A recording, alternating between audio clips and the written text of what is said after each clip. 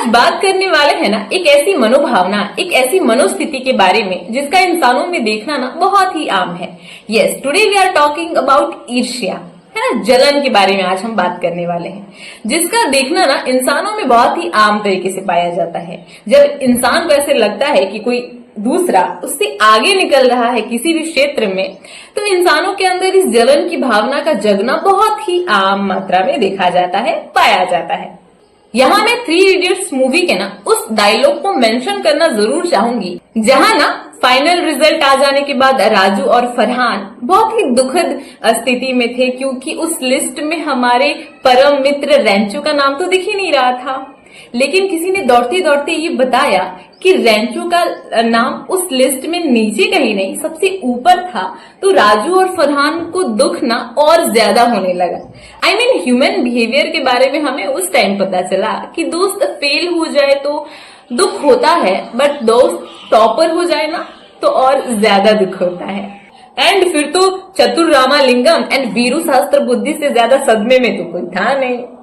ये इंसान अगर किसी के प्रति ईर्ष्या की भावना रखता है और उसे गुस्से से, नफरत से, निगेटिविटी के माध्यम से बयां करने की कोशिश करता है ना, तो वो अनजान होता है खुद के अंदर हो रहे उस बदलाव से जो उसे कहीं का नहीं छोड़ने वाली होती है।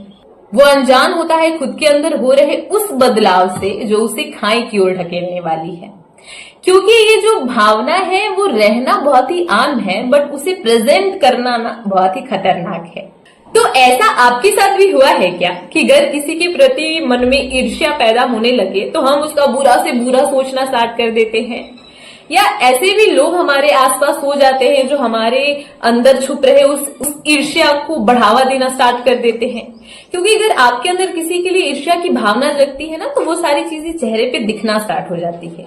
और जब अंदर की ईर्ष्या चेहरे पे दिखना स्टार्ट हो जाए ना, तो लोगों का उसको बढ़ावा देना ना लाजमी है, क्योंकि ये कलयुग है। अगर एग्जाम्पल से समझाना चाहूं तो समझ लीजिए कि 2 पक्ष में लड़ाई हुई है, एंड लड़ाई होने के बाद ना दोनों ने आपस में मेल मिलाप कर लिया कि हाँ ठीक है, होता रहता है, हम इसको सुलझा लेंगे। तभी ना कुछ लोगों की एंट्री होती है जो ना इस लड़ाई झगड़े को शांत कराने का काम करते हैं।